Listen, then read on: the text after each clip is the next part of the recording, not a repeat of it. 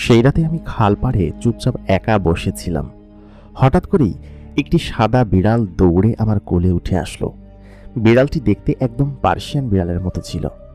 যখন কোলে উঠে আসলো তখন আমি তাকে মাথায় আদর করতে লাগলাম। ঠিক সেই মুহূর্তে একটি কালো বিশাল আকৃতির প্রায় 10 থেকে 12 ফুট লম্বা সাপ আমার দিকে তেড়ে আসতে লাগলো। আমি দেখে উঠে পড়লাম। তারপর দূর থেকে একটা লাঠি দিয়ে তাকে আঘাত করায় আমি সেখান থেকে দ্রুত বাড়ির দিকে চলে আসলাম। বাড়িতে এসে আমি হাঁপাচ্ছিলাম, কারণ এটা আমি কি দেখলাম। আমি বিড়ালটা নিয়ে যখন আমার নিজের কক্ষে প্রবেশ করলাম তখনও আমার বুক হাঁসফাঁস করছিল। যাই হোক, রাতের সমস্ত কিছু শেষ করে আমি যখন নিজের কক্ষে বিড়ালটাকে নিয়ে গেলাম তখন হালকা হালকা শীত ছিল। ফেব্রুয়ারির মাস। আমি শুয়ে যখন বিছানায় ঘুমালাম হঠাৎ করে মধ্যরাতে ঘুম ভেঙে খেয়াল করলাম আমার পাশে আমি যে বিড়ালটিকে জড়িয়ে ঘুমিয়েছিলাম সেটি আসলে কোনো বিড়াল নয়, সেটি একটা মানুষের রূপ নিয়েছে এবং অতি সুন্দরী এক যুবতী তরুণী। তার চেহারার দিকে তাকালে সৌন্দর্যও যেন লজ্জা পেয়ে যাবে। আমি নিজের চোখকে ভালোমতো কচলালাম। এটা কি বাস্তব নাকি অন্য কোনো কিছু? আমি এ কাকে জড়িয়ে ধরে শুয়ে আছি? তার দুধিয়াল তার শরীর, সুন্দর চেহারা এবং সে সঙ্গে এত চমৎকার ভাবে সে অলংকার পরেছে, তাকে দেখতে যেন একটা পরীর মতো লাগছিল। আমি দেখে হতভম্ব হয়ে তাকিয়ে থাকি তার দিকে। আসসালামু আলাইকুম দর্শক, সকলে কেমন আছেন? স্বাগত জানাচ্ছি আমাদের আজকের এপিসোডে। প্রতিদিনকার মতো কণ্ঠে আমি আরজি ইমরান আপনাদের সঙ্গে আছি। আজকে আমাদের কাছে চট্টগ্রাম থেকে একটি ঘটনা এসেছে। যে পাঠিয়েছে সে তার নাম পরিচয় গোপন রেখেছে। গোপনতার খাতিরে তার নাম পরিচয় আমি বলতে পারছি না। বর্তমানে সে এসএসসি পরীক্ষার্থী, বয়স 17। তার সঙ্গে বছর দেড়েক আগে এই ঘটনাটি ঘটে এবং এটি তার জীবনে একটি চলমান ঘটনা। এমনকি সেই জিন মেয়েটির সঙ্গে বিবাহ হয়েছে তার এবং সে জিনের দেশেও গিয়েছিল। কি ঘটেছিল এই ছেলেটির সঙ্গে জানতে হলে এই ভিডিওটা শেষ পর্যন্ত অবশ্যই কিন্তু আমাদের সঙ্গেই থাকতে হবে। যারা এখন পর্যন্ত আমাদের চ্যানেলটিকে সাবস্ক্রাইব করেননি অবশ্যই সাবস্ক্রাইব করে পাশে থাকা বেল নোটিফিকেশন অন করে দিবেন, যাতে করে নতুন ভিডিও নোটিফিকেশন সবার আগে আপনি আপনার ফোনে পেয়ে যান। তাহলে চলুন আর বেশি কথা বাড়াবো না, আমরা সরাসরি চলে যাব আমাদের আজকের এপিসোডে। সেদিন ছিল শুক্রবার। জুম্মার নামাজ শেষ করে সাধারণত আমি বাড়িতে এসে খাওয়া দাওয়া করে বাড়িতে থাকতাম না। আমাদের বাড়ির পাশে একটি ফাঁকা জায়গা ছিল, মোটামুটি বলা যায় একটি ভিটা টাইপের জায়গা। ওইখানে খুব সুন্দর মৃদু ঠান্ডা বাতাস বইত। আর ফেব্রুয়ারির শেষ প্রান্তে এই টাইমটাতে একটু গরম গরম ভাব পড়তো। ওইখানে গিয়ে বসে থাকতাম। আর ওই কোণার দিকে একটা খাল ছিল, যে খালটা আমাদের বাড়ি থেকে উঁচু থেকে উঠলে দেখা যেত এবং খালটা ছিল বেশ সরু এবং খুব সুন্দর একটা খাল। বেশিরভাগ সময় আমি বাড়ি থেকে হেঁটে ওই খাল পাড়ের একটি গাছ আছে, সেই গাছের নিচে খুব সুন্দর করে বসার জায়গা তৈরি করা আছে। আমরা বন্ধু বান্ধবরা বসলে সেখানে বসি, আমি নিজেও সেখানে বসতাম। দুপুর হোক বিকাল হোক ওইখানেই বসে থাকতাম এবং আড্ডা দিতাম। বিকালবেলা হলে আমরা খেলতেও যেতাম। ওই দিনকে শুক্রবার ছিল। আমাদের বাড়িতে কিছু আত্মীয় স্বজন এবং আমার মামাতো বোনেরা এসেছিল। আমি যখন বিকালের দিকে ওইখানে গেলাম সাধারণত আমি ওইখানে বসে সিগারেট খেতাম এবং গল্প করতাম, আড্ডা দিতাম এবং মোবাইল টিপতাম। গ্রামের ছেলেরা যা করে আর কি। আমি সেদিনকে বিকেল পর্যন্ত সেখানে আড্ডা দিয়ে সন্ধ্যার আগে আগে বাড়িতে ফিরলাম এবং মসজিদ থেকে নামাজ পড়ে যখন বাড়িতে আসলাম তখন আম্মা আমাকে বললেন, তোর মামাতো বোনেরা এসেছে, বাজারে যা, বাজার থেকে বাজার সদাই করে নিয়ে তাড়াতাড়ি রান্নাবান্না করতে হবে। তুই ছিলি কোথায় এতক্ষণ? তোকে যে কখন থেকে খুঁজে বেড়াচ্ছি আমি। তুই বাজারে গিয়ে দ্রুত সবজি আর এই জিনিসপাতিগুলো নিয়ে আয়। আম্মা আমাকে একটা লিস্ট ধরিয়ে দিলেন। মামাতো বোনদের সঙ্গে কিছুক্ষণ কথা বললাম। কথা বলার শেষ করে আমি লিস্ট নিয়ে সোজা বাজারের উদ্দেশ্যে চলে গেলাম। বাজার থেকে জিনিসপাতি কিনে ফিরতে ফিরতে আমার প্রায় রাত 8টা বেজে গেল এবং ওই সময়টাতে আমি গিয়ে নামাজ পড়ে বাসায় চলে আসলাম। তবে একটা ভুল আমার হয়ে গিয়েছিল, সেটা হচ্ছে আমি বাজার থেকে ফেরার পথে সিগারেট আনতে ভুলে গিয়েছিলাম। আমি আবার রাত্রেবেলা সিগারেট খাওয়ার জন্য ওই খাল পাড়ে যাই। ওইটা আবার আমার পরিবারের কেউ জানে না। আমার খুব নেশা ছিল, এমনকি এখনো আছে। তবে ওই পরিমিটার জন্য এখন আমাকে সেই নেশাটাও হয়তো বাদ দিতে হয়, কারণ আমি এগুলো এখন আর অর্জন করতে পারি না। যাই হোক, আমি মূল ঘটনায় ফিরি। আমি ওই মুহূর্তে বাড়িতে ফিরে এরকম একটা ভুল করার জন্য কেমন কেমন যেন লাগছিল। যাই হোক, রাত্রেবেলা আমি খাওয়া দাওয়া করলাম। খাওয়া দাওয়া শেষ করে আমি তড়িঘড়ি করে দ্রুত বাজারের উদ্দেশ্যে আবার রওনা দিলাম, কারণ দোকান বন্ধ হয়ে গেলে আমি আর সিগারেট হয়তো আনতে পারবো না। আমি দোকানের কাছাকাছি পৌঁছে দোকান থেকে সিগারেটগুলো নিলাম, নিয়ে সরাসরি বাড়িতে না গিয়ে সেই খাল পাড়ে গিয়ে বসলাম। কারণ বাড়িতে তো এখন যাব না, একদম খেয়ে টেয়ে তারপর বাড়িতে যাব এবং কিছুক্ষণ ওইখানে বসে মোবাইল টিপবো, তারপর এই প্রাকৃতিক অনুভব করব। সেটার জন্যই আমি ওইখানে গিয়ে বসলাম এবং বসে আমি প্রতিদিনকার মতো গান শুনছিলাম আর সিগারেট খাচ্ছিলাম। এটাই যেন আমার নিত্যদিনের রুটিন ছিল।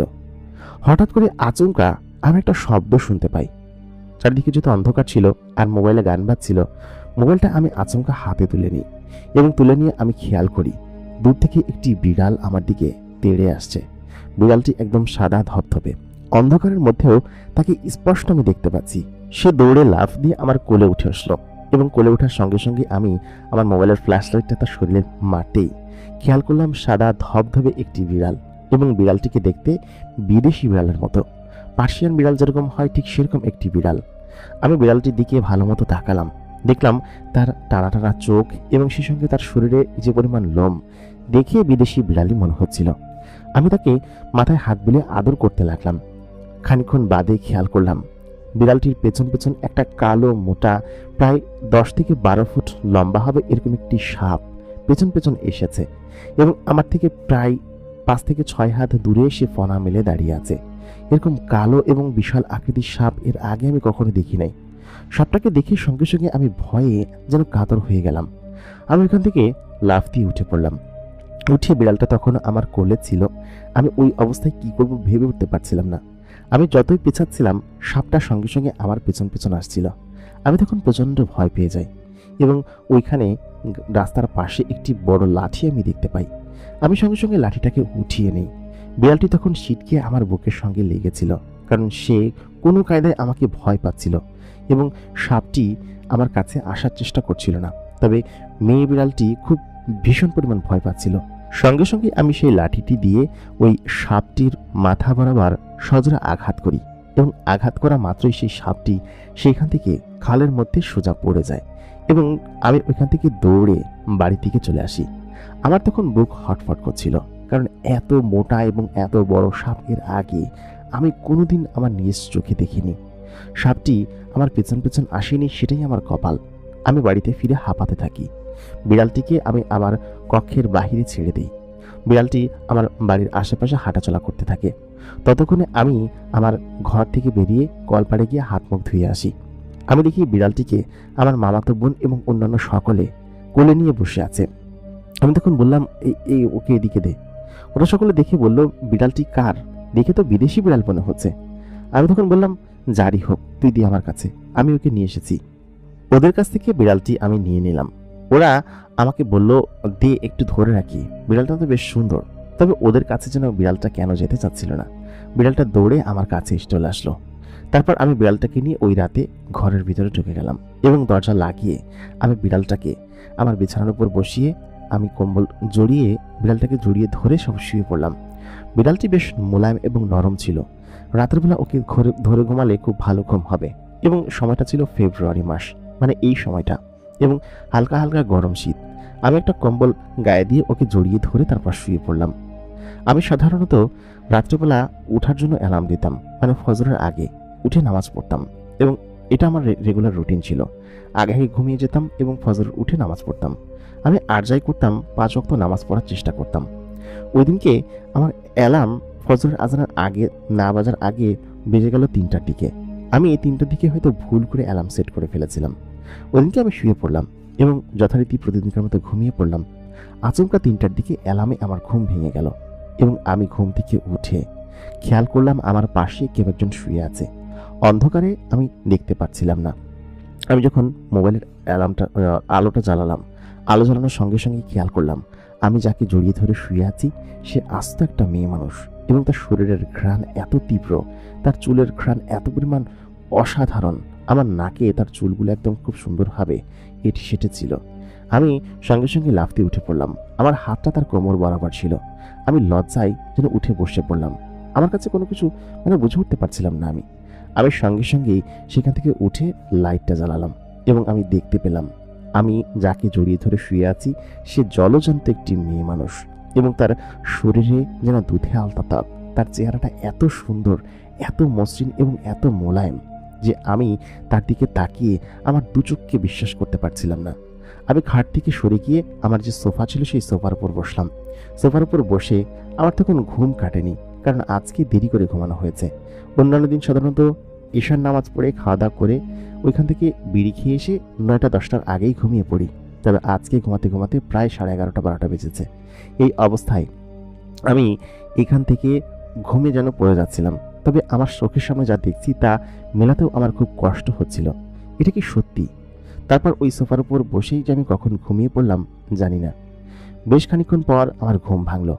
ঘুম থেকে উঠে আমি ওই বিড়ালটাকে আমার খাটের উপর, বিড়ালটাকে দূরের কথা, ওই মেয়েটাকে পর্যন্ত আমি আমার খাটের উপর দেখতে পেলাম না। আমার আম্মা আমাকে সকালবেলা ডাক দিল। তখন প্রায় সকাল 7টা বেজে গিয়েছে। আজকের নামাজটা আর হলো না, একদম মিস। ওই সময় কাজা নামাজ উঠে আমি পড়ে নিলাম। তবে আমি সত্যি কথা সেই বিড়ালটাকে ওই ঘরের আশেপাশে কোথাও খুঁজে পাইনি। আশ্চর্য হয়ে গেলাম আমি, বিড়ালটা কোথায় গেল?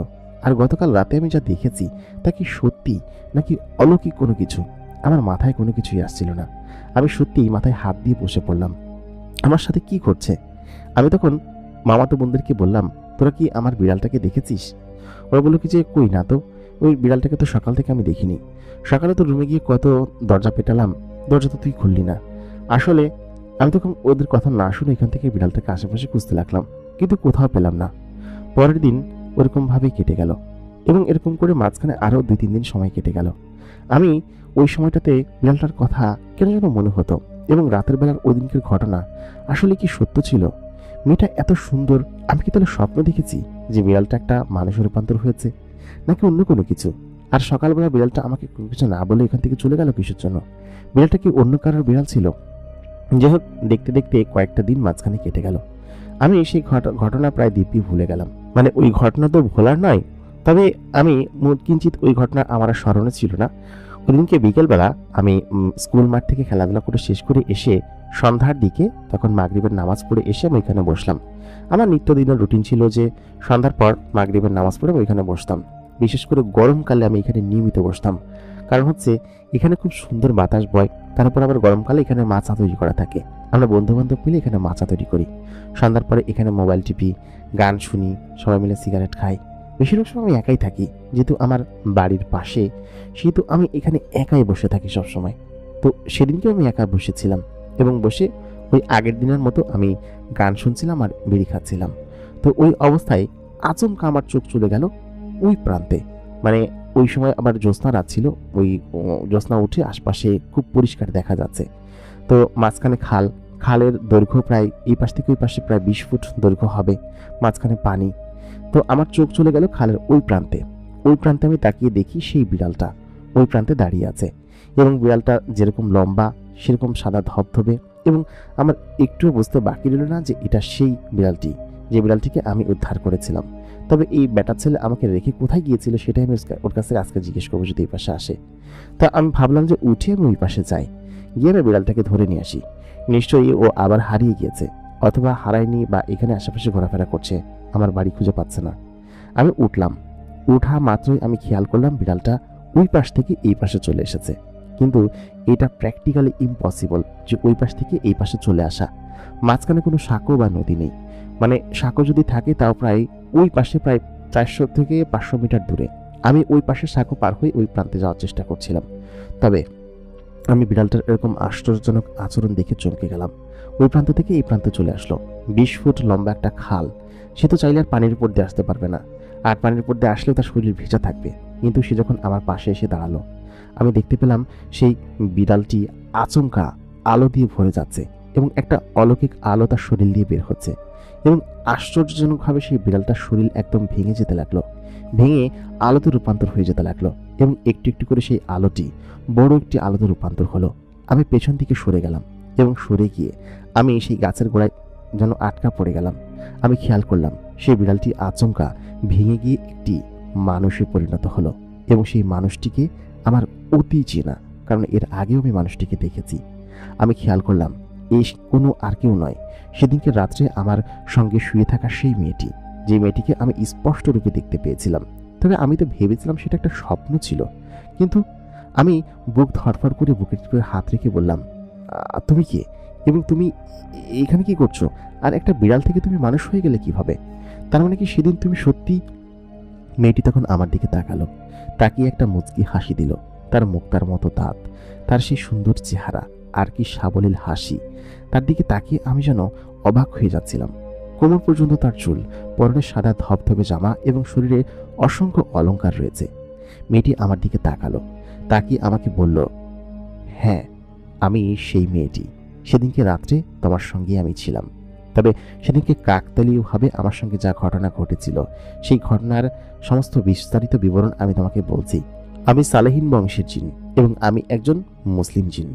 সেদিনকে রাত্রে তুমি যখন আমাকে দেখেছিলে, তখন আমি এই পথ ধরেই যাত্রা করছিলাম। তবে একটি খারাপ জিন সেদিনকে আমাকে তাড়া করে এবং তাড়া করে আমার ক্ষতি করার চেষ্টা করে। আমি তখন একটি বিড়ালের রূপ ধারণ করে তোমার কাছে আসি, কারণ আমি আশেপাশে আশ্রয় খোঁজার জন্য আর কাউকেই পাচ্ছিলাম না যে আমাকে একটু আশ্রয় দিতে পারে এবং আমাকে এই বিপদ থেকে উদ্ধার করতে পারে। আমি সেদিনকে তোমার কাছে একটি বিড়ালের রূপ ধারণ করে এসেছিলাম এবং এসে আমি তোমার কাছে হেল্প চেয়েছিলাম এবং তুমি আমাকে সেই সাপটির হাত থেকে উদ্ধার করেছিলে। সেটি আসলে কোনো সাপ ছিল না, সেটি ছিল একটি ভয়ঙ্কর এবং খুব খারাপ প্রকৃতির জিন। সে ভুল বশত আমি তোমার কাছে এসে উপস্থিত হয়ে পড়েছিলাম এবং মূল কথা হচ্ছে সে আমার ক্ষতি করতে চেয়েছিল এবং সে আমার ক্ষতি করতে পারলে বেঁচে যেত। যাই হোক, সেই রাতে তুমি আমাকে সাহায্য করেছিলে এবং সেই সাহায্য না পেলে হয়তো আমি আজকে এখানে দাঁড়িয়ে থাকতে পারতাম না, আমার বড় কোনো ক্ষতি হয়ে যেত। সেদিন রাতে তুমি আমাকে তোমার বাড়িতে নিয়ে গিয়েছিলে।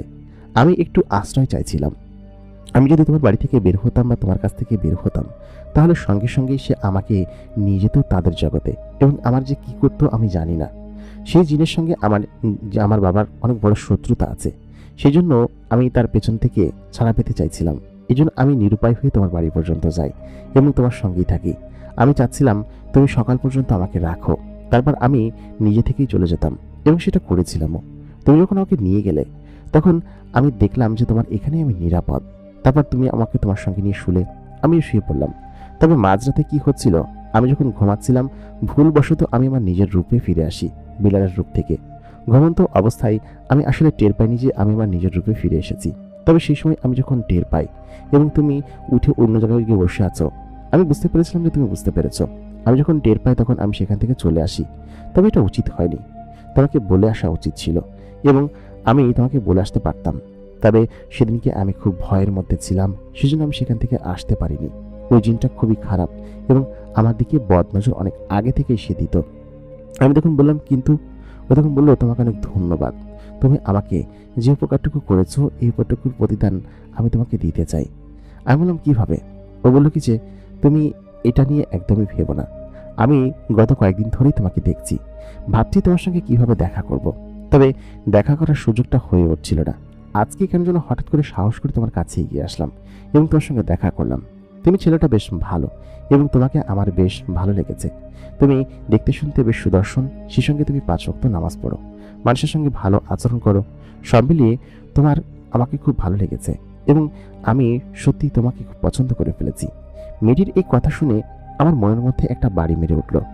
ওই সময়ে মাগরিবের এশার আজান দিয়ে দিল। মেয়েটি আমাকে বলল, তুমি এখন যাও, গিয়ে নামাজ পড়ো, আমি এখন যাই, আমি আবার আসব।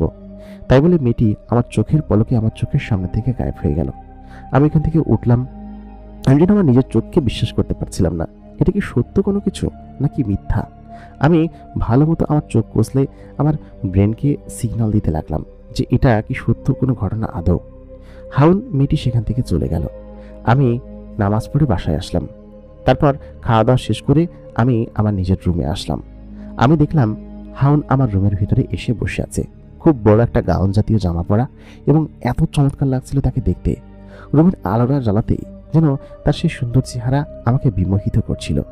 আমি তখন ওই ঘরের দরজা লাগিয়ে বিছানার কাছে গিয়ে বসলাম। হাউন তখন আমাকে বলল, তোমার জন্য আমি এতক্ষণ অপেক্ষা করছিলাম, এতক্ষণ দেরি করলে আসতে? আসলে তোমার সঙ্গে আমার কিছু কথা আছে, তোমার সঙ্গে গল্প করার জন্য আমি এখানে এসেছি। আমার সঙ্গে কি তুমি গল্প করবে? আমার তাকে একটু একটু ভয় লাগছিল। কেন লাগছিল আমি জানি না, তবে ভয় কাটালাম। কাটিয়ে আমি পাশে চেয়ারে বসলাম। হাউন আমাকে সালাম দিল, আমি তো সালামের উত্তর দিলাম। আমি চুপ করে বসেছিলাম। সে আমাকে বলল, কি ব্যাপার, কিছু কথা বলো। মেয়েটি আমাকে বলল, সে আমাকে কিছু কথা বলতে চায়। আমি বললাম, কি কথা? সে বলল কি যে, কিছু কথা আমি তোমাকে বলতে চাই, সেই কথাগুলো তুমি শুনলে হয়তো আমাকে বিশ্বাস করবে যে আমি সেদিনকে কেন বিপদে পড়েছিলাম। আমি তখন বললাম, কি কি কথা তুমি বলো। সে তখন বলল যে, তুমি যে জিনিসটা দেখেছো, আসলে শয়তান এবং কালো জিনটা, ওইটাকে আমার আব্বা হুজুর, মানে আমার আব্বা হচ্ছেন আমাদের গোত্রের সর্দার। আমরা যে গোত্রে থাকি, সালাহিন গোত্র, সেই গোত্রের সর্দার হচ্ছেন আমার বাবা, এবং তিনি ওই জিনটাকে আমাদের ওই গোত্র থেকে অপরাধের কারণে বিতাড়িত করেছিল। তিনি বড় একটা গুরুতর অপরাধ করেছিলেন। কি অপরাধ করেছিল সেটা আমি তোমাকে বলছি না, তবে গুরুতর একটা অপরাধের কারণে আমার আব্বাজান তাকে আমাদের গোত্র থেকে বের করে দেয়, এবং বের করে দিয়ে আমাদেরকে ওইখান থেকে নিরাপদে থাকতে বলে। আর আমরা যখনই বাইরে বের হই, তখন আমার আব্বার কিছু রক্ষী জিন আছে, যেগুলো সঙ্গে করে নিয়ে বের হই, এবং ও নানানভাবে আমাদের গোত্রের অন্যান্য জিনদেরকে ক্ষতি করার চেষ্টা করে। আমি যেহেতু সর্দারের মেয়ে, সেহেতু ও আমাকে নানানভাবে ক্ষতি করার জন্য আমার আশেপাশে ঘোরাফেরা করতে থাকে। আমি সেই বিষয়টা জানতাম না। আব্বাজান অবশ্য আমাকে বলতেন যে, তুই ওই সমস্ত জিনিস থেকে কিন্তু দূরে থাকিস, ও খুব খারাপ এবং বদ জিন, কালো জাদু চর্চা করে, তোর ক্ষতি করতে পারে। আমি তখন বলতাম, না আব্বা, এরকম কোনো কিছু হবে না। এরকম করতে করতেই হঠাৎ করে এক রাতে, যেদিনকে আমার সঙ্গে মূলত ঘটনাটা ঘটে, সেই রাতে আমি ওইখান থেকে বাড়িতে ফিরছিলাম আর কি। আমি একটা জায়গায় গিয়েছিলাম। আমি জানতাম যে এরকম কোনো কিছু হবে না। আমি প্রায় দিনই আমার গোত্র থেকে বের হয়ে আমি বাইরে ঘুরতে আসতাম, এবং আমার বান্ধবীদের বাড়িতে যেতাম অন্য গোত্রে। তো ফেরার পথে ওই জিনটা আমাকে দেখে ফেলে, এবং দেখে ও চেনে আমাকে, যে আমি যে সর্দারের মেয়ে। আমার পিছু নেয়, এবং আমাকে সত্যিও ওদিনকে বড় ক্ষতি করে ফেলতো। আমি ওই অবস্থায় তোমার কাছ থেকে আশ্রয় নিই। তারপর আমি আমার নিজ গোত্রে ফিরে যাই। ফিরে যাওয়ার পর আমি আব্বা হুজুরকে কথাটা বলি। আব্বা হুজুর বলে, দেখো, তোমাকে আমি বের হতে নিষেধ করেছিলাম, তারপরে তুমি বের হয়েছো, কাজটা তুমি ঠিক করনি। যাই হোক, বের হয়ে যেহেতু গিয়েছো, আর যেহেতু এরকম একটা বিপদ থেকে উদ্ধার হয়েছো, যে ছেলেটি তোমাকে বিপদ থেকে উদ্ধার করেছে, সেই ছেলেটিকে ধন্যবাদ, এবং ওই ছেলেটিকে আমার বাড়িতে দাওয়াত থাকলো। তুমি যে কোনো একদিন তাকে নিয়ে এসো, আমি তাকে আমার ধন্যবাদ জ্ঞাপন করতে চাই। আমি তখন বললাম, সত্যি তোমার আব্বা হুজুর আমাকে নিয়ে যেতে বলেছে? তখন হাউন বলল, হ্যাঁ, তোমাকে আমার সঙ্গে করে নিয়ে যেতে বলেছে, এবং আমি তোমাকে নিয়ে যাব, তবে সেটা এখন না।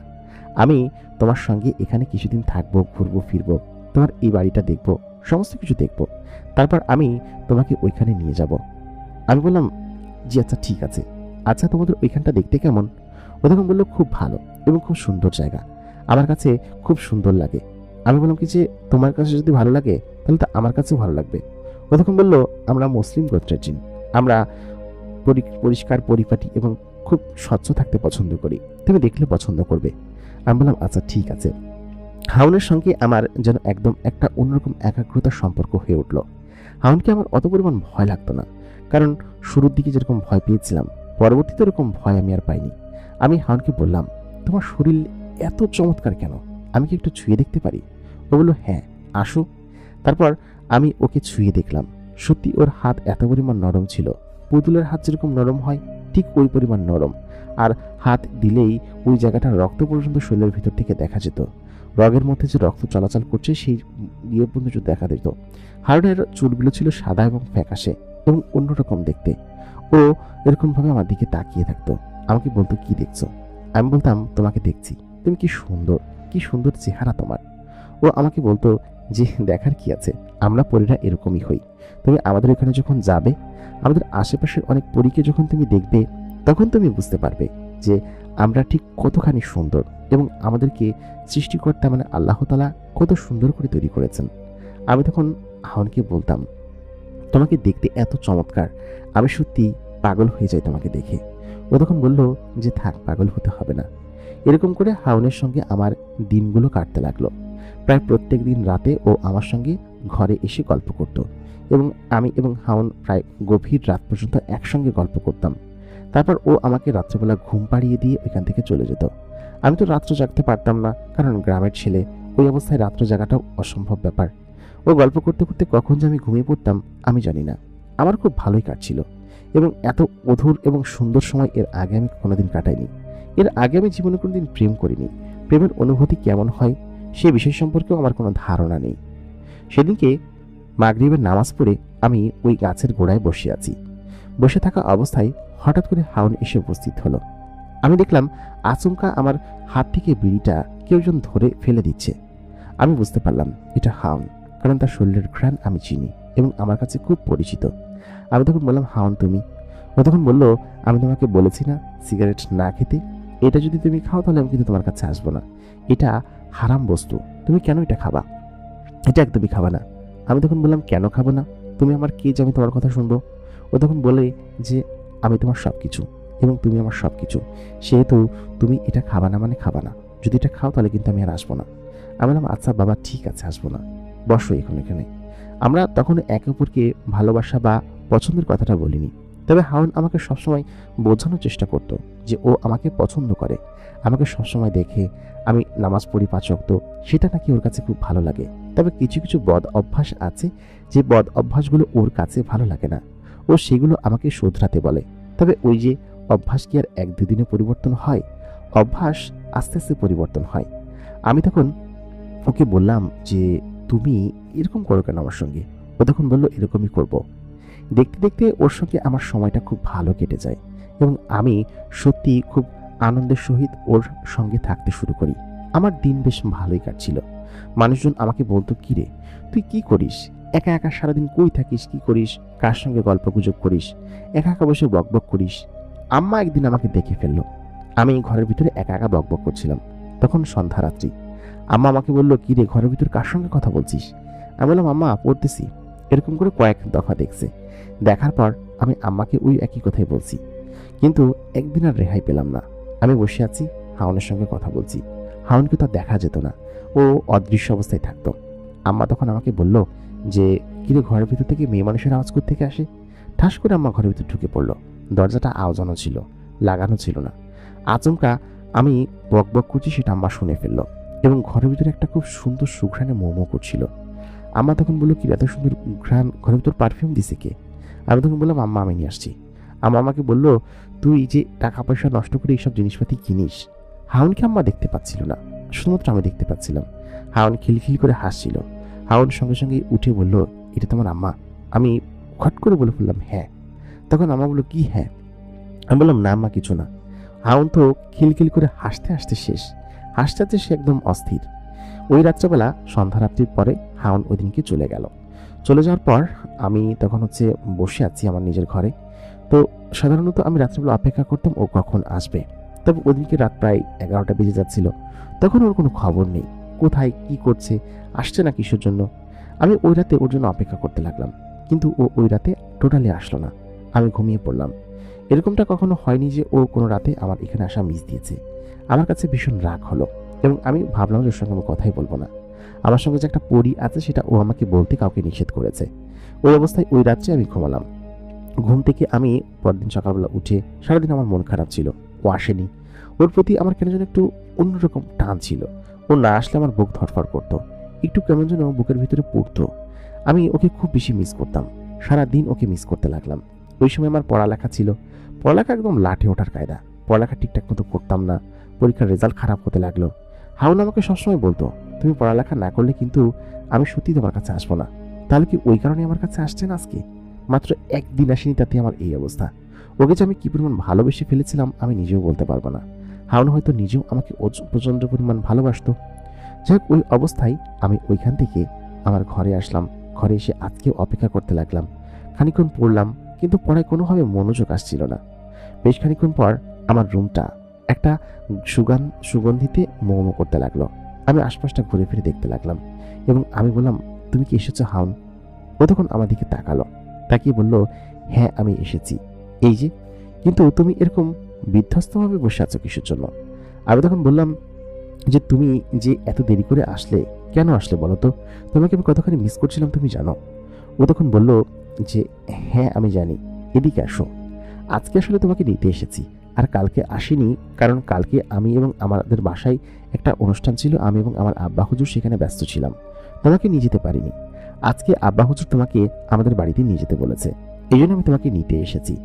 হাউন আমার কাছে আসলো, কাছে এসে বলল, এই নাও, এই জিনিসটা তুমি পরে নাও। আমি বললাম, এই জিনিসটা কি? ও তখন আমার হাতের উপর সেই প্যাকেটটা দিল। প্যাকেটটা ছিল বেশ মোলায়েম এবং খুব শক্ত। আমি প্যাকেটটা খুললাম, খোলার পর দেখলাম প্যাকেটের ভেতরে খুব সুন্দর একটা জুব্বা এবং টুপি পাঞ্জাবি রাখা। এত চমৎকার টুপি পাঞ্জাবি এবং জুব্বা এর আগে আমি কোনোদিন পরিনি। এত চমৎকার ছিল। আমি হাউনকে বললাম, ওদিকে ঘুরো, আমি পরিনি। ও তখন বললো, বাঁচে না আর আদিক্ষেতায়, তাড়াতাড়ি পড়ো, তোমার নিচে তো শর্টস আছেই, তাড়াতাড়ি পড়ো। ও আমাকে ওর সামনে পড়তেই বাধ্য করলো। আমি আমার গেঞ্জিটা খুললাম, খালি গায়ে, এর আগে ও আমাকে দেখেনি। আমি গেঞ্জিটা খুলে তখন আমার সেই পাঞ্জাবিটা পরলাম, ও যেটা আমাকে দিয়েছে। সে সঙ্গে আমি পায়জামাটাও পরে নিলাম। ও আমার দিকে তাকিয়ে আছে, আমার খানিকটা লজ্জা লাগছে। ও তখন বললো, লজ্জা লাগার কিছু নেই, ছেলে মানুষ হয়ে যদি এত লজ্জা পাও। আমি সত্যি লজ্জা পাচ্ছিলাম। বেশ খানিক্ষণ পর ও আমার দিকে তাকালো, তারপর বললো, সত্যি তোমাকে খুব সুন্দর লাগছে। তারপর ও আমার গায়ে একটা আতর মেখে দিল। আতরটা খুব সুন্দর ছিল, আমার শরীরে যখন লাগানো হলো তখন এত চমৎকার লাগছিল। তারপর ও আমার কাছে এসে আচমকা আমাকে জড়িয়ে ধরলো, বলল, চলো, তোমাকে আমি আজকে আমার আব্বা হুজুরের কাছে নিয়ে যাব এবং আমি তোমাকে একটা কথা বলবো। আমি ওর কথা শুনেই বুঝতে পারছিলাম, ওর জড়িয়ে ধরা, ওর এরকম গিফট দেওয়া, ওর আব্বার কাছে নিয়ে যাওয়া, কিছু কথা বলা, তখন বুঝতে পারলাম যে ও আমাকে কোথায় নিয়ে যাচ্ছে এবং কিসের জন্য নিয়ে যাচ্ছে। আজকে নিশ্চয়ই আমাকে ভালোবাসার কথা জানাবে। আমি সত্যিই খুব খুশি ছিলাম এবং এত খুশি ছিলাম যে আমি বলে বোঝাতে পারবো না। আমি তখন ওর হাতটা ধরলাম, ও আমার হাতটা শক্ত করে ধরলো, বলল, তুমি তোমার চোখটা বন্ধ করো। আমি আমার চোখটা বন্ধ করে ফেললাম।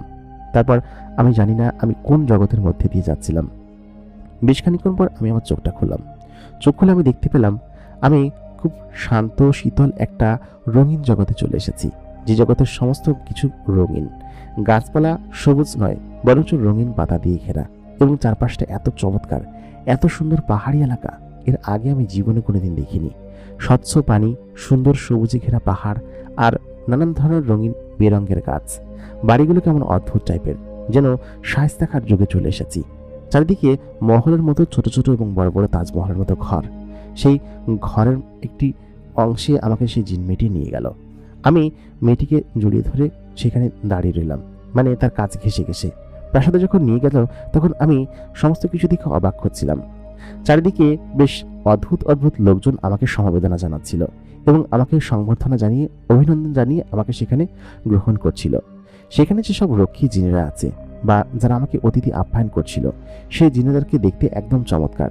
মুখে লম্বা দাড়ি, প্রায় 6 ফুটের মতো লম্বা, আমার মতোই জুব্বা পরা, এবং আমাকে তিনারা সালাম দিলেন এবং আমি তাদের সালামের উত্তর গ্রহণ করলাম এবং তাদের সঙ্গে আমি ঘরের ভেতরে যেতে লাগলাম।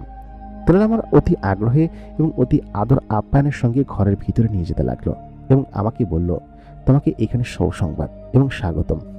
এরা সকলেই ফরাসি ভাষায় কথা বলতো। আমি মাদ্রাসায় পড়ার সুবাদে ফরাসি ভাষা কিছুটা জানতাম এবং কিছুটা বুঝতাম। আমি হাউনের হাত ধরে সেই বড় প্রাসাদের ভিতরে ঢুকে গেলাম। প্রাসাদের ভিতরে বড় একটি কক্ষ, সেখানে বসার অনেক জায়গা আছে। সেখানে একজন মুরব্বী, মাথায় পাগড়ি দেওয়া, প্রায় 6 ফুটের উপরে লম্বা এবং বিশালদেহী একজন মুরব্বী লোক বসেছিলেন। তার মুখে লম্বা দাড়ি, দাড়িগুলো পেকে গিয়েছে। আমি তার দিকে তাকিয়ে বললাম, আসসালামু আলাইকুম, আপনি ভালো আছেন? এটাই হাউনের বাবা, কারণ তার এরকম গেট আপ দেখে, হাউনের কথাবার্তা শুনে, সমস্ত কিছু শুনে আমার কাছে ঠিক তেমনটাই লাগলো। এবং আমি সালাম দেওয়ার মাত্রই তিনি উঠে দাঁড়ালেন এবং আমাকে বললেন, তুমি তাহলে সেই ছেলে, তাই না? আমি বললাম, হ্যাঁ, আমি সেই ছেলে। আমি দেখতে পেলাম তিনি একটি সিংহাসনের উপর বসে আছে এবং সেই সিংহাসনটা স্বর্ণ দিয়ে তৈরি। আমার দিকে তিনি তাকালেন। তার পাশে একজন মহিলা বসেছিলেন। মহিলাটার মুখ দেখা যাচ্ছিল না। আমি বুঝতে পারলাম এটাই হয়তো হাউনের আব্বা আম্মা। আমি হাউনের আব্বা আম্মাকে দেখে উঠে দাঁড়িয়ে পড়লাম। তিনি আমাকে সংবর্ধনা জানালেন এবং বললেন, তোমাকে অনেক ধন্যবাদ। আমি তখন চারিদিকের পরিবেশ দেখে অবাক হয়ে যাচ্ছিলাম এবং তখন হাউন এবং তার আব্বা আম্মা কথা বলা বলি করছিল। আমি তখন তাদের কথা শুনছিলাম। এর মাঝখানে হাউন তার আব্বাকে একটি কথা বলে উঠল। কথাটা এমন ছিল, পাপা মামা জেম সেতম সে লুই কি মা সবে সেজুর লা ইল এতে জতি এউল জুলুম্মা কমনো। অর্থাৎ, আব্বা আম্মা, আমি এই লোকটিকে পছন্দ করি, সেই সেদিন আমাকে বাঁচিয়েছিল। আমি তাকে বিয়ে করতে চাই। সে আমাকে অনেক ভালোবাসে এবং আমিও তাকে অনেক ভালোবাসি। সে একজন জিন। এই কথা শোনার পর আমি সত্যি অবাক হচ্ছিলাম, কারণ ও আমাকে এই কথা যখন বলল তখন আমি বুঝে উঠতে পারছিলাম না যে আমি কি বলবো। আমি বুক ধড়ফড় করে উঠছিল, কারণ সে আমাকে ভালোবাসার কথা আমাকে না বলে সরাসরি তার বাবা মাকে বলল। তখন তার বাবা মা বাংলা ভাষায় আমার সঙ্গে কথা বলতে লাগলেন। তার আব্বা বললেন যে, আমি সেদিনকে আমার মেয়ের মুখে সমস্ত কথা শুনেছি। তুমি আমার মেয়েকে যেভাবে বাঁচিয়েছ সেটা আসলে প্রশংসার দাবিদার। আমি সত্যি সেটার জন্য কৃতজ্ঞ তোমার প্রতি। কিন্তু আমার মেয়ে তোমাকে এত বেশি পছন্দ করে আমি জানতাম না, এবং সত্যি ও তোমাকে ভালোবাসে। তোমার মনের অবস্থা কি আমি একটু শুনতে চাই। আমি তখন বললাম, আমি ওকে ভালোবাসি, আমি ওকে পছন্দ করি। উনি তখন বললেন, আলহামদুলিল্লাহ, তোমরা যেহেতু একে অন্যকে পছন্দ করো এবং একে অন্যকে ভালোবাসো, ভালোবাসার অনুভূতি ভিন্ন, সেহেতু আমি এখানে আর কোনো প্রকার বাধা দিব না। আমি চাই তোমরা জেনার সম্পর্কে না থেকে তোমরা বিয়ে করো এবং বিয়ে করে একসঙ্গে থাকো। আমি এই কথা শোনার পর খানিকটা খুশি হয়ে গেলাম, তবে পুরোপুরি খুশি হতে পারলাম না। কারণ হচ্ছে, আমি ভেবেছিলাম আমি ওর সঙ্গে প্রেম করব, একসঙ্গে থাকবো, ওদের জগৎটা ঘুরবো, তারপর না হয় আমি বিয়ে করব। এবং হাউন আমাকে এখানে নিশ্চয়ই নিয়ে এসেছিল বিয়ে করার জন্য নয়, বরঞ্চ প্রেম করা এবং প্রেমের অনুভূতিটা জানানোর জন্য। তবে ও যে সরাসরি ওর আব্বাকে এরকম একটা কথা বলে ফেলবে, সেটা সত্যি আমি ভাবতে পারিনি। হাউন সত্যি ওর আব্বাকে আমার কাছে বিয়ের জন্য কথা বলল, এবং আমি কিঞ্চিত নার্ভাস ছিলাম। হাউন এবং আমি তখন পাশের একটা জায়গায় আসলাম, এবং আমি দেখলাম সেখানে হাউনের মা তার বোরকা যেটা সে পরেছিল সেটা সরিয়ে হাউনের দিকে এগিয়ে আসছে, এবং আমাকে সে সালাম দিল। আমি হাউনের মায়ের দিকে তাকালাম। সেও হাউনের মতো অসম্ভব রকমের সুন্দরী ছিল। আমি মেয়েটাকে পছন্দ করতাম, এত বেশি ভালোবাসতাম যে আমি বলে বোঝাতে পারবো না। আমি যদি তাকে বিয়ে করতে পারি তাহলে নিশ্চয়ই আমার কোনো আপত্তি থাকবে না। আমি হাউনের আব্বাকে বলে দিলাম, আমার কোনো আপত্তি নেই, আমি রাজি আছি। আমি জীবনে কখনো প্রেম করিনি, আমি সম্মতি দিলাম, আমি বিয়ের জন্য রাজি হলাম। আমাদের বিয়ের অনুষ্ঠানের আয়োজন করা শুরু হলো ওই সময় থেকেই, কারণ তারা এক বিন্দু দেরি করতে চায় না। এবং সেখানে অসংখ্য জিনেরা পুরো বাড়িটি ঝলমলে করে সাজাতে লাগলো, এবং বিয়ের অনুষ্ঠানে যা যা হয় সমস্ত কিছুই তৈরি করতে লাগলো। আমাদেরকে একদিনের সময় দিল, এবং একদিন পরে আমাদের বিয়ের অনুষ্ঠান সম্পন্ন হবে। আমি এবং হাউন তখন ওইখান থেকে হাউনের কক্ষে ফিরে গেলাম। সেখানে যাওয়ার পর হাউন আমাকে বলল, এটা আমার কক্ষ, এখানে আমাদের বাসর হবে। সেখানে একটি খুব সুন্দর করে খাট সজ্জিত করা আছে, এবং মুহূর্তের ভিতরে সেই খাটটা সজ্জিত হয়ে গিয়েছে। এবং সর্বপ্রথম এই ঘরটি সাজানো হচ্ছে, কারণ আজকে দিনের বেলা সন্ধ্যার আগে আগে আমাদের বিয়ের অনুষ্ঠান সম্পন্ন হবে। হাতে এখনো প্রায় 12 ঘন্টার সময় আছে। হাউন তখন আমাকে বলল, আমি সত্যি তোমাকে অনেক বেশি ভালোবাসি। আমি চাচ্ছিলাম না আমাদের জেনার সম্পর্কটা আগাক, এবং আমি তোমাকে ভালোবাসার কথা বলতে চেয়েছিলাম। তবে আমি সরাসরি ভালোবাসার কথা না জানিয়ে আমার আব্বা হুজুরের কাছে আমাদের বিয়ের প্রস্তাব দিয়েছি। বিষয়টা ভালো করিনি? আমি বললাম, হ্যাঁ, তুমি অনেক ভালো করেছ। এই কথা বলতেই হাউন তখন আমাকে এসে জড়িয়ে ধরল খুব শক্ত করে। ওর নরম শরীরের ভিতরে যেন আমি ঢুকে যাচ্ছিলাম। এত চমৎকার কারো শরীর হতে পারে আমি স্বপ্নেও ভাবতে পারিনি। এই বয়সে যে আমি ওর এরকম দেখা পাবো এবং ওকে এত পরিমাণ ভালোবাসতে পারবো, আমি কখনো কল্পনাও করিনি। হাউন আমাকে জড়িয়ে ধরলো, আমি তখন জড়িয়ে ধরলাম। তখন বাইরে একজন দাসী এসে কাশি দিল। দাসীটি আমাদের জড়িয়ে ধরা অবস্থায় দেখে ফেলেছে। আমি লজ্জা পেলাম। ওদিনকে আমাদের বিয়ের অনুষ্ঠান আয়োজন করা হলো।